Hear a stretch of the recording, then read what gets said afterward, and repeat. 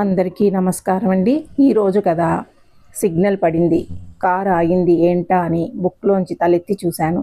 ఇద్దరు 60-70 వయసున్న భార్యాభర్తలు ఒకరి చేయి ఒకరు పట్టుకుని రోడ్ దాటుతున్నారు.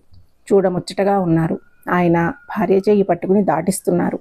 ఏదో అపురూప దృశ్యాన్ని చూస్తున్నట్లు నా కళ్ళు క్షణకాలం ఆ జంటను అంటిపెట్టుకునే ఉన్నాయి. యంగ్ జంటను చూసినప్పుడు కలిగిన ఆనందానికి మించిన ఆనందం కలుగుతుంది వృద్ధ జంటను చూసినప్పుడు. ఎవరికైనా సహజంగానే. 4 రోజుల క్రితం జరిగిన సంఘటన గుర్తుకొచ్చింది. సాయంత్రం 5 గంటలయ్యింది. కృష్ణమ్మ ఇల్లు ఊడ్చి అంట్లు తోమే పనిలో పడింది. నేను గీజర్ ఆన్ చేసి వచ్చి కిచెన్లోనే ఉదయం తోమిన గిన్నెలు సర్దుతున్నాను. సర్దడం అయ్యాక వెళ్ళి స్నానం చేసి వచ్చాను. 6 అవుతోంది. సంధ్య పూజ చేసుకుందామని పూజ గదిలో అన్నీ సిద్ధం చేసుకుంటూ ఉంటే కాలింగ్ బెల్ మోగింది. పాప, డోర్ తీసి చూడమ్మా. కృష్ణమ్మ, బయట బట్టలు తీసి మడత వెయ్యి అని చెప్తూ పూజ గది వైపు వెళుతూ మెయిన్ డోర్ కేసి చూశాను.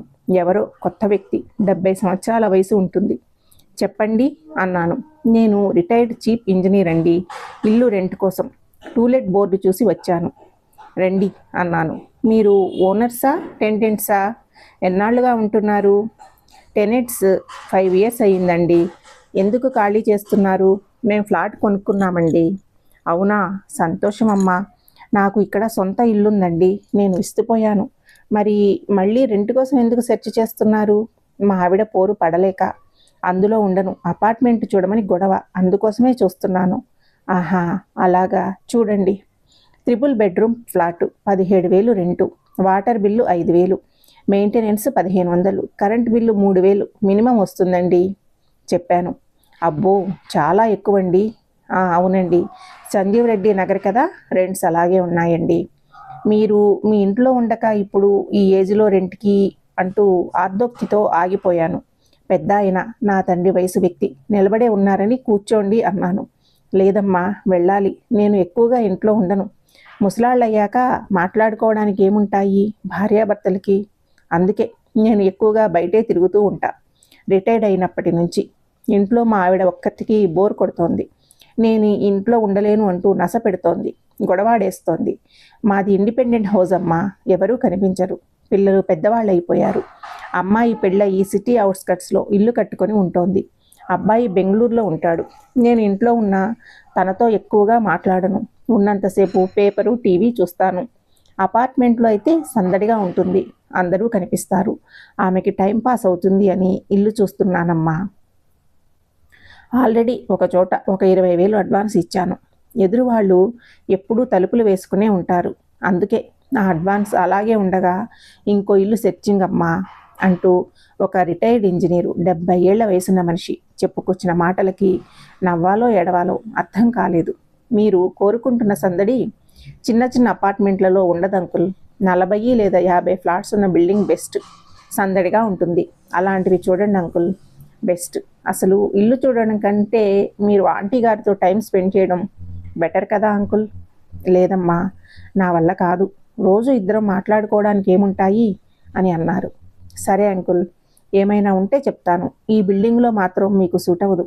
ఎందుకంటే ఇందులో 8 ఫ్లాట్స్ మాత్రమే ఉన్నాయి.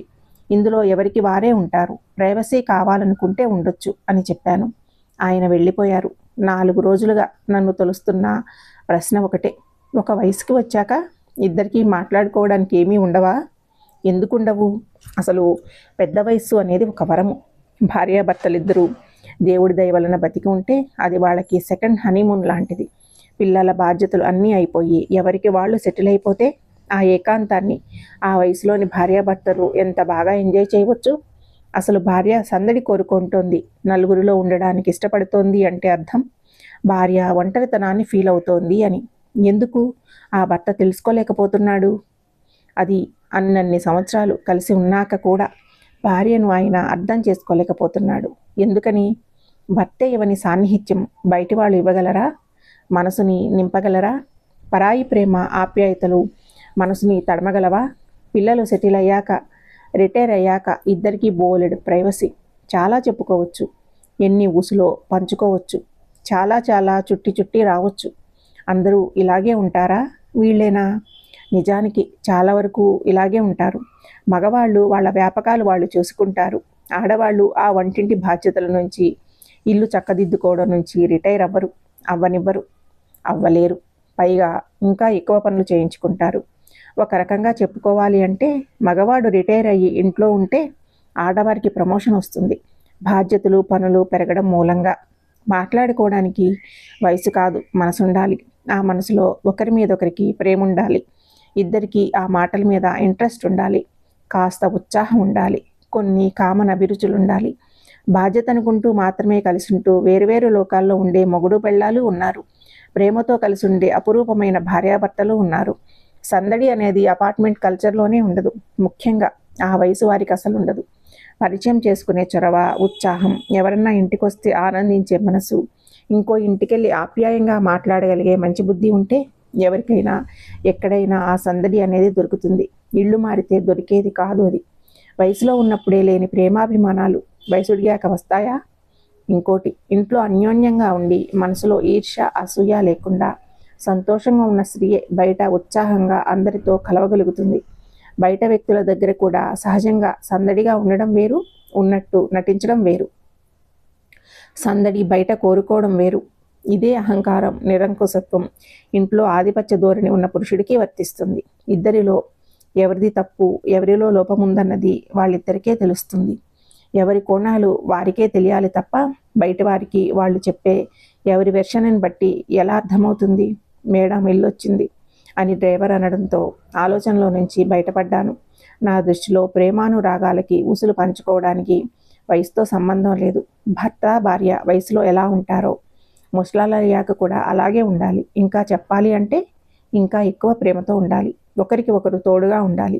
మేము మాత్రం పెద్ద వయసు వచ్చాక బాగా ప్రేమగా కబుర్లు చెప్పుకుంటూ ఉండాలని నిర్ణయించుకున్నాను. పెళ్లినాటి గొడవలు, అలకలు, ముచ్చట్ల గురించి, పిల్లల చదువులు, వాళ్ళ అనారోగ్యాలు, ఆర్థిక సమస్యలు, చుట్టాల సాధింపులు, ఆడపడుచుల అలకలు అని తీర్చడానికి మేము పడిన పాట్లు, అబ్బో చాలా కబుర్లు ఉన్నాయి మా మధ్య. మేము ముచ్చటించుకోవడానికి, మా మధ్య మళ్ళీ మళ్ళీ ప్రేమ చిగురించడానికి. ఎట్టి కారణాలతోనూ ఎవరికి వారే యమునా తీరే అన్నట్లు అస్సలు ఉండకూడదని నాకు ఇప్పుడు వీళ్ళిద్దరినీ చూశాక అనిపించింది. కథ సమాప్తము. మీకు ఈ కథ నచ్చినట్లయితే ఛానల్ని సబ్స్క్రైబ్ చేసుకోండి. ఛానల్లోని మిగతా కథలను ఫాలో అవ్వండి. మీ స్నేహితులకి, బంధువులకి షేర్ చేయండి, లైక్ చేయండి. మీ అభిప్రాయాన్ని కామెంట్ రూపంలో తెలియచేయండి. Thank you.